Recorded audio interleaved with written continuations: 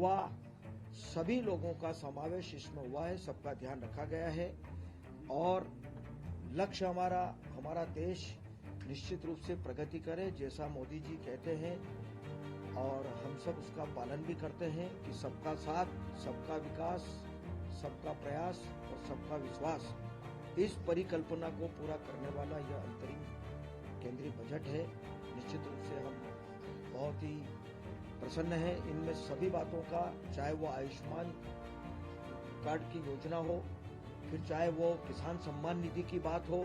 मुझे लगता है कि अभी बजट भाषण चल ही रहा है, कई बातें इसमें और आना भी है, लेकिन अभी जो कुछ बातें आई है सामने, समग्र रूप से सारी बातें, जो योजनाएं केंद्र सरकार की चल रही है मोदी जी के नेतृत्व में, उन सब का ध्यान इस अंतरिम केंद्रीय बजट में रखा गया है। भाई ये सारी जितनी योजनाएं चल रही है, चाहे वो किसान सम्मान निधि हो, आयुष्मान कार्ड की बात हो, फिर चाहे वो जितनी योजनाएं चल रही है वो सब पूरे देश में चल रही है।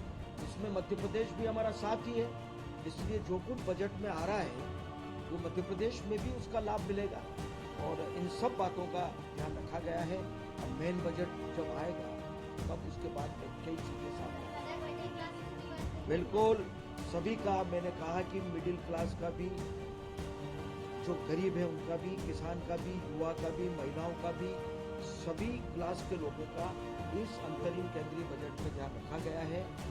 बहुत खुशी की बात है नरेंद्र मोदी जी के नेतृत्व में, और आज जो हमारी वित्त मंत्री निर्मला सीतारमण जी ने जो कुछ अंतरिम बजट रखा है वो वास्तव में स्वागत योग्य है और इसका लाभ मध्य प्रदेश के लोगों को भी इन सब योजनाओं का लाभ मिलेगा।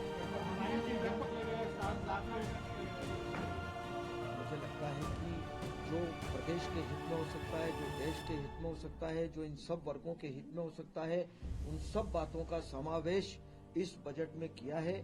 सर्वस्पर्शी यह अंतरिम केंद्रीय बजट है, स्वागत योग्य है। हम निर्मला सीतारमण जी का भी स्वागत करते हैं और केंद्रीय हमारे देश के यशस्वी प्रधानमंत्री नरेंद्र मोदी जी के नेतृत्व में जो लक्ष्य, बहुत बड़ा लक्ष्य है कि 2047 तक हम हिंदुस्तान को विकसित भारत के रूप में नंबर 1 पर लाएंगे। ये बहुत बड़ा लक्ष्य है, उसमें हम सब मिलकर के मदद करेंगे।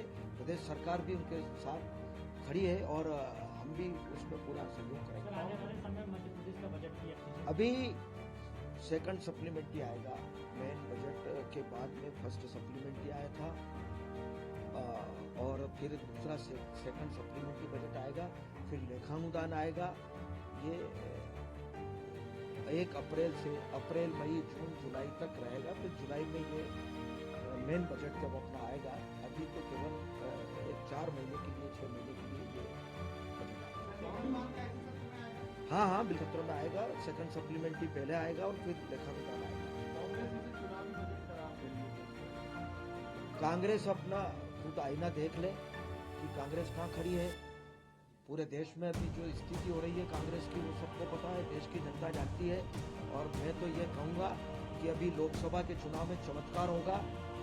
अभी अयोध्या में 22 तारीख को जो हुआ है, हिंदुस्तान में जो वातावरण बना है, मर्यादा पुरुषोत्तम श्री राम के मंदिर में जो मूर्ति का जो प्राण प्रतिष्ठा का आयोजन हुआ था, पूरे देश में अपार उत्साह था, हर्षोल्लास था, दीपावली मनाई गई थी और देश के लोगों में अभी भी बड़ा उत्साह बना हुआ है। और आने वाले लोकसभा के चुनाव में मध्य प्रदेश में जो 29 सीट है, 29 सीट पर भारतीय जनता पार्टी विजय प्राप्त करेगी। भारतीय जनता पार्टी के प्रति अपार उत्साह, अटूट विश्वास है। नेतृत्व के प्रति भी हमारे यहाँ भी मध्य प्रदेश में हमारे यशस्वी मुख्यमंत्री डॉक्टर मोहन यादव जी के नेतृत्व में सब लोग काम कर रहे हैं और देश के यशस्वी प्रधानमंत्री नरेंद्र मोदी जी के नेतृत्व में काम कर रहे हैं। तो निश्चित रूप से मुझे लगता है कि आने वाले लोकसभा के चुनाव में प्रचंड बहुमत से भारतीय जनता पार्टी की सरकार बनेगी और वो ताकतवर प्रधानमंत्री जो देश के नेता नहीं है, वो विश्व के नेता हैं, वो देश का नेतृत्व फिर करेंगे और फिर प्रधानमंत्री के रूप में फिर बैठेंगे। ऑनलाइन गेमिंग पर भी नमस्कार। जीएसटी पर ऑनलाइन गेमिंग अभी सारी चीजें सामने आएगी। मुझे कहना है कि अभी मेन बजट भी आएगा, बात करेंगे। बहुत बहुत धन्यवाद आप सबका। समझ करके जो जनता के हित में होगा वो काम हम करेंगे। बहुत बहुत धन्यवाद।